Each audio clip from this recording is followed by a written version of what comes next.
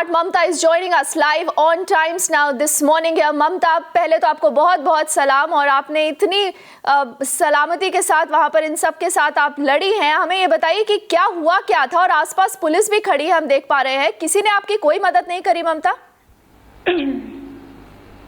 नहीं मैम, वहाँ पे हम थे, हस्बैंड वाइफ दोनों थे। वहाँ से वो टक्कर मार दी उन्होंने, गाड़ी वालों ने। फिर वो हम गिर गए दोनों। फिर बाइक तो वहीं पे पड़ी रही थी, बल्कि गाड़ी भी किसी और ने उठा के एक साइड खड़ी करी थी। और जो है फिर ये बोले उनसे कि भी तुम आराम से भी तो चला सकते थे गाड़ी, तुमने ऐसी क्या। तो वो मेरे तो पैर में चोट लगी थी, तो मैं एक साइड जाके खड़ी हो गई थी उधर। तो फिर इनको मैंने जब देखा तो इनको 3-4 लड़के मैं देख रही थी कि इनको 3-4 लड़के पीट रहे थे।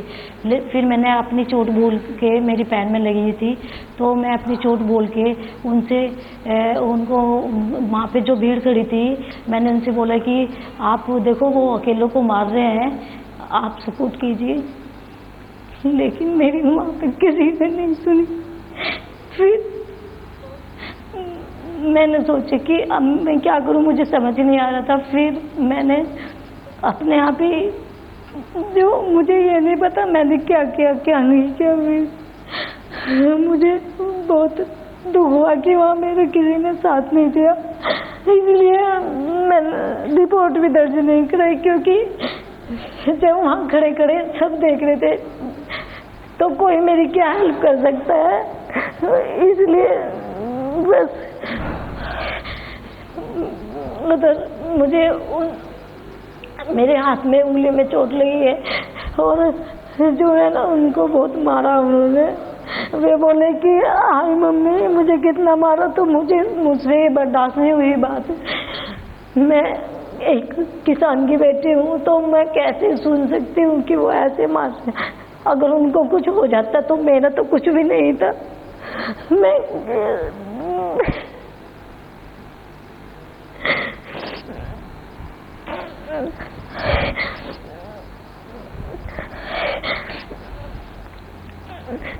और ममता, हम देख पा रहे हैं कि आप वाकई में बहुत तकलीफ में हैं। मुझे ये बताइए कि जब से ये सारी घटना कल से टेलीविजन स्क्रीन्स पर आई है, आपकी कहानी पूरे देश ने देखी है, पूरे देश ने आपको सलाम किया है, लेकिन जो प्रशासन है, जो पुलिस है, क्या कोई भी आपसे मिलने आया, किसी तरह का संपर्क उन्होंने आपसे किया और जानना चाहा कि क्या हुआ था आपके साथ?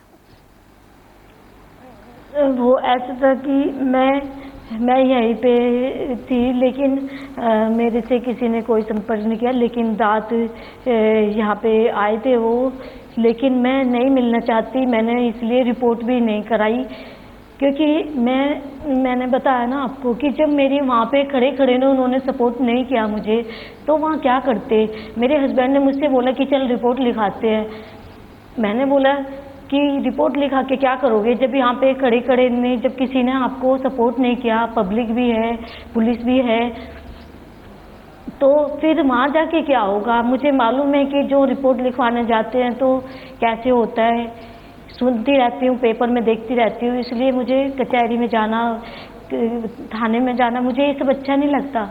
और मुझे तो ये भी उम्मीद नहीं थी कि मेरा इतना वो हो जाएगा, इतना सब कुछ हो जाएगा।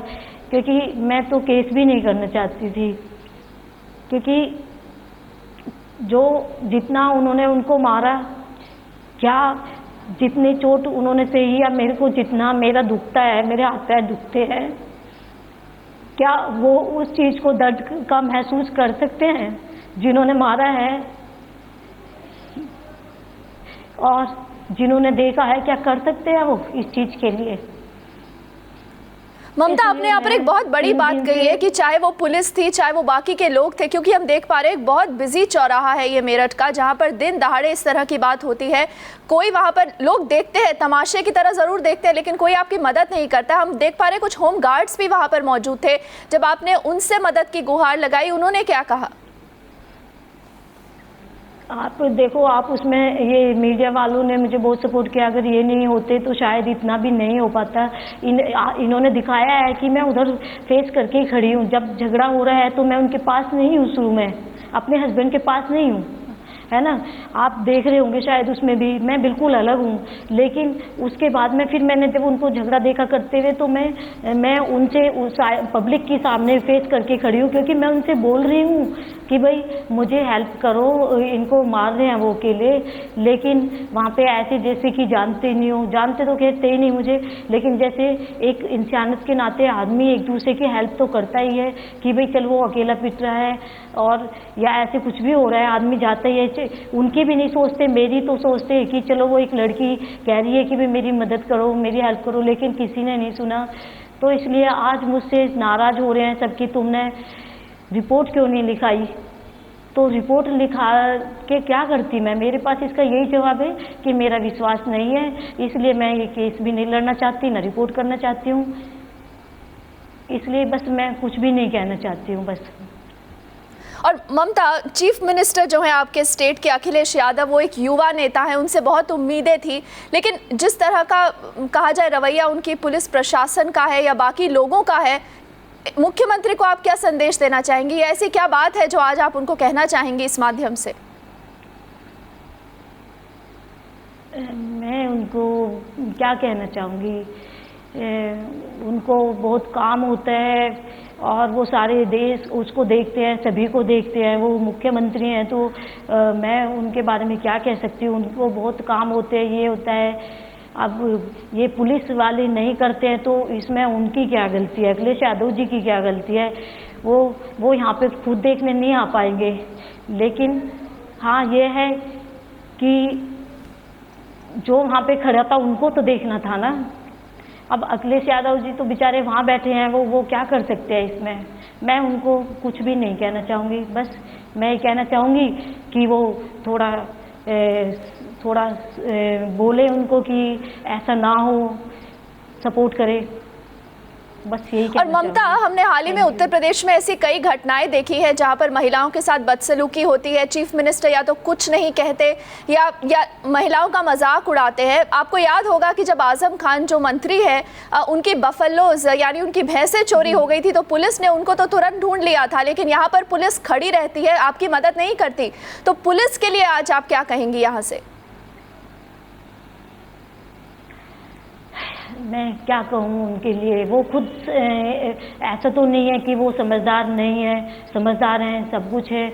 मुझे नहीं पता कि उन्होंने क्यों सपोर्ट नहीं किया मुझे, क्यों मेरा सहयोग नहीं किया, और मैं कुछ नहीं कहना चाहती उनके बारे में। और ममता, अगर वापस बात करें कि आपने कितनी हिम्मत से ये सब कुछ लड़ा है, आप मुझे ये बताइए कि आपको बहुत लोग आज देख रहे हैं। कल से जब से आपकी तस्वीरें टेलीविजन स्क्रीन पे आई हैं, सबने आपको सलाम किया है, कहा है कि इतनी हिम्मत आपने खुद दिखाई, आपने खुद वहाँ पर लड़ाई लड़ी और पुलिस खड़ी रही। तो आप मुझे ये बताइए कि एक अगर दूसरी महिला को आज आप क्या कहना चाहेंगी? क्या महिलाओं को खुद अपनी रक्षा करनी चाहिए ऐसे माहौल में जहाँ पर कोई आपकी मदद करने के लिए नहीं आता है? जी हाँ जी, मैं इसके लिए यही बोलना चाहूँगी कि जो है ना, अपनी लड़ाई खुद को ही लड़नी पड़ती है। जहाँ भी जाते हैं कोई किसी को सपोर्ट नहीं करता है, सब मजाक की तौर पर लेते हैं, और जो है ना सब ये कहते हैं कि हम, जैसे वो रेप हो गया था, उधर बहुत सारी घटनाएं हुई थी लड़कियों के साथ कि तुम वो करो, हम तुम्हारे साथ हैं, लेकिन कोई सपोर्ट नहीं करता है। वो तो कहते हैं, वो वैसे बोलते हैं, लेकिन मैं तो वहाँ खड़ी थी, मैं तो उनसे बोल रही थी कि भाई मुझे मेरी हेल्प करो, जो इनको कुछ वो हो गया तो मेरा क्या होगा, है ना।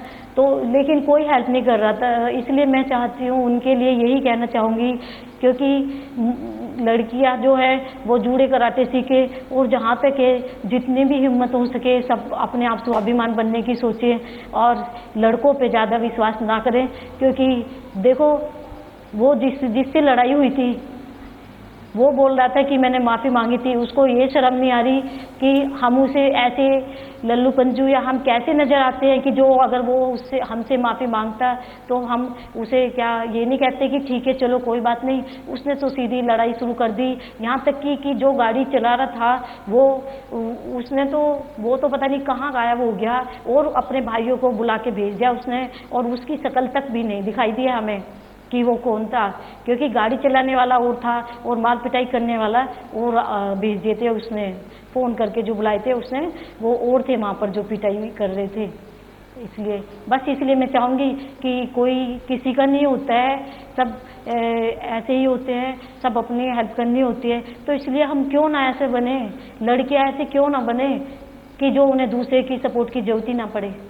बस बिल्कुल बिल्कुल ममता, आपने एक बहुत महत्वपूर्ण चीज़ कही है कि क्यों ना महिलाएं खुद इतनी स्ट्रॉन्ग बने, इतनी काबिल बने कि वो खुद ये सब सिचुएशंस फाइट कर पाए। मुझे एक चीज़ ये भी बताइए कि जिस तरह जो पुलिसमैन वहाँ पर मौजूद थे जिनसे आपने मदद की गुहार की, उन्होंने आपकी मदद नहीं की, क्या आप चाहते हैं कि उनके खिलाफ किसी तरह की कार्रवाई की जाए? नहीं मैम।